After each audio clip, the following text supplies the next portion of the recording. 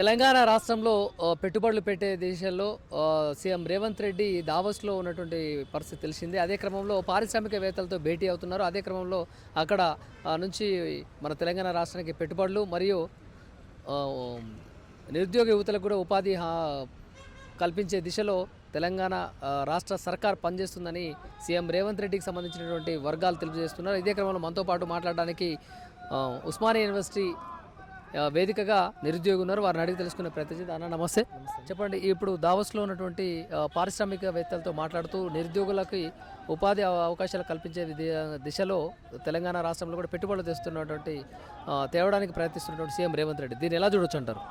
అంటే పెట్టుబడి అనేది సమాజ మార్పుకు శ్రీకారం చుట్టే విధంగా ఉండేటట్టు ఉండాలి, కానీ పెట్టుబడి అనేది ఈ తెలంగాణ రాష్ట్ర ప్రజల దోపిడీ సంస్కృతిగా ఉండకూడదు.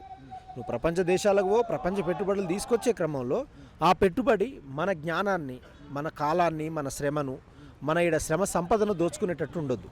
ఎందుకంటే గతంలో పెట్టుబడి అనేది ఈ సమాజంలో ఉండేటువంటిది. ఎందుకంటే మన తెలంగాణ రాష్ట్రం అనేది ఈ దేశ స్థాయిలోనే కాదు, అంతర్జాతీయ స్థాయిలో పెట్టుబడికి నిలవైన ప్రాంతాలుగా సెజ్ అని స్పెషల్ ఎకనామిక్ జోన్స్ అని గతంలో నారా చంద్రబాబు నాయుడు గారు ఉన్నప్పుడు అనేక రకాల ప్రాంతాలుగా మనం చెప్పినాం. ఇవాళ మేము ఉస్మానియా యూనివర్సిటీ నుంచి మేము చెప్పొచ్చేది ఏమంటే, ముఖ్యమంత్రి గారు ఓకే దావోస్కు పోయిర్రు, ఈ రాష్ట్రాన్ని మార్పు గురయ్యేటువంటి ప్రయత్నాలు చేస్తున్నామని మీరు చెప్పే క్రమంలో ఈ రాష్ట్రంలో లక్షలాది మంది నిరుద్యోగులు, రైతులు, అనేక రకాల సామాజిక రంగాల్లో పనిచేస్తున్నటువంటి వాళ్లకు జీతాలు పెంచే ప్రయత్నం జరగాలి, ఉద్యోగాలు వేసే ప్రయత్నం జరగాలి. మీరు ఆ పని చేస్తే చేయండి ప్రయోజనం కోసం, కానీ ఇక్కడ ఉండేటువంటి పేద ప్రజల యొక్క కన్నీటి దుఃఖాన్ని కూడా మీరు చూసే ప్రయత్నం చేయండి. ఇవాళ దావోస్లో శిఖరాగ్ర సమావేశం జరుగుతున్న సందర్భంలో నిజంగా ఆ శిఖరాగ్ర సమావేశంలో రాష్ట్ర ప్రయోజనం కోసం ఆలోచించండి, కానీ రాష్ట్ర సంపదన ప్రపంచ దేశాలకు పంచకండి. ఈ రాష్ట్రంలో కష్టం చేసేటువంటి పీడిత వర్గాల యొక్క దుఃఖాన్ని కూడా మీరు అర్థం చేసుకోండి, కానీ వాళ్ళు సంపాదించిన సంపాదన ఈ అంతర్జాతీయ స్థాయిలో పంచిపెట్టకండి.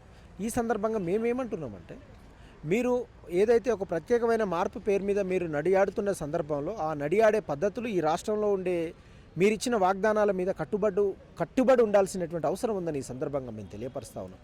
గత ప్రభుత్వం 10 సంవత్సరాల సుదీర్ఘ పాలనలో అంతర్గత లోపాల వల్ల, నిరుద్యోగుల ఆశా దీపాల వల్ల, ఆరిపోయిన దీపాల వల్ల, అనేక రకాల సామాజిక సమస్యల వల్ల ప్రభుత్వం కూలిపోయినటువంటి సందర్భం మనకు తెలుసు. ఆ కూలిపోయినటువంటి పునాది మీద ఒక ప్రజాపాలనగా మీరు ఎదురొచ్చినటువంటి వాస్తవం కూడా అందరికీ తెలుసు. కాబట్టి ఎదురొచ్చిన దానికి, ప్రజలు మీకు పట్టం కట్టిన దానికి, ఆ పట్టానికి ప్రతిరూపంగా మీ అభివృద్ధి రూపేణ జరగాల్సినటువంటి సందర్భాలు ముందుకు రావాలని కోరుకుంటూ, ఇవాళ మీరు ఎక్కడ పోయినా కూడా రాష్ట్ర ప్రజల సంక్షేమం ఉండాలి, రాష్ట్ర ప్రజా వ్యతిరేక నిర్ణయాలు ఉండకూడదు, ప్రజా సంక్షేమమే మీ బలం ఉండాల్సినటువంటి అవసరం ఉందని ఈ సందర్భంగా మీకు తెలియపరుస్తున్నాం.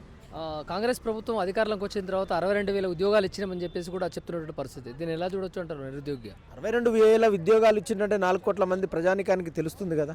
గత ప్రభుత్వం ఎన్ని నోటిఫికేషన్లు వేసింది, మీరు ఎన్ని వేశారు, మీరు ఎన్ని నియామక పత్రాలు ఇచ్చారనేది మీకు తెలుసు. కాబట్టి మీరు ఈ రకమైనటువంటి అంశం చెప్పడం కంటే డంబాచార వాగ్బారాటం అభిప్రాయాలతో మీరు చెప్పడం కాదు. మీ రాష్ట్ర ప్రభుత్వంలో ఎన్ని నోటిఫికేషన్లు వేశారు, ఆ నోటిఫికేషన్లను బట్టి మీరు డిసైడ్ చేసుకోండి. సమాజానికి అందరికీ తెలుసు కదా. ఇప్పుడు 62,000 వేసింది, మరి లక్షలాది మంది నిరుద్యోగులు ఉన్నారు కదా, 2% మీరు గెలిచిన నిరుద్యోగులతోనే. మరి వాళ్ళందరూ రోడ్ల మీదకి వస్తున్నారు, వాళ్ళందరూ వస్తున్నారు అన్నప్పుడు ఉద్యోగాల పేరు మీద వాళ్ళ హక్కులు కావాలనే రోడ్ల మీదకి వస్తున్నారు అనుకున్నాం. 60,000 ఉద్యోగాలు ఎవరికి వేసినారో మీ డేటా చెప్పండి. నోటి మాటతో చెప్పడం కాదు, స్ట్రాటజికల్గా డేటా ఇవ్వండి. ఏ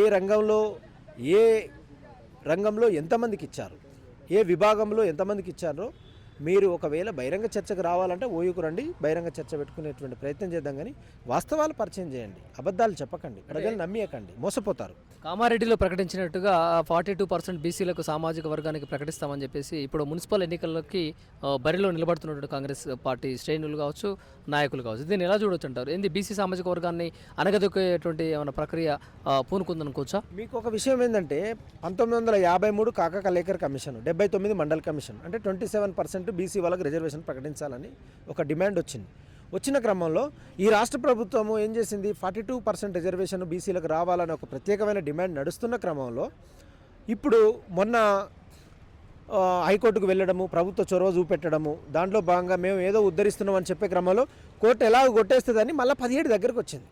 ఏది, స్థానిక సంస్థలకు సర్పంచ్కి సంబంధించిన ఎలక్షన్స్, ఇప్పుడు మున్సిపల్ ఎన్నికలు ఉన్నాయి.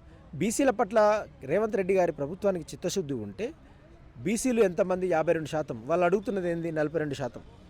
కాబట్టి చిత్తశుద్ధిని ప్రకటించుకునే క్రమంలో గతంలో మా వల్ల తప్పిదాలు జరిగినాయి కాబట్టి దాన్ని పునఃసమీక్ష చేసుకొని తప్పిదం జరగకుండా మేము వాళ్ళకు 42% రిజర్వేషన్ ఈ రూపంలో ప్రకటిస్తా అని వాళ్ళు ఆత్మవిమర్శన చేసుకొని వాళ్ళు ఖచ్చితంగా మున్సిపల్ ఎన్నికలలో బీసీ వర్గాలకు న్యాయం చేయాలని ఈ సందర్భంగా మేము తెలియపరుస్తూ ఉన్నాం.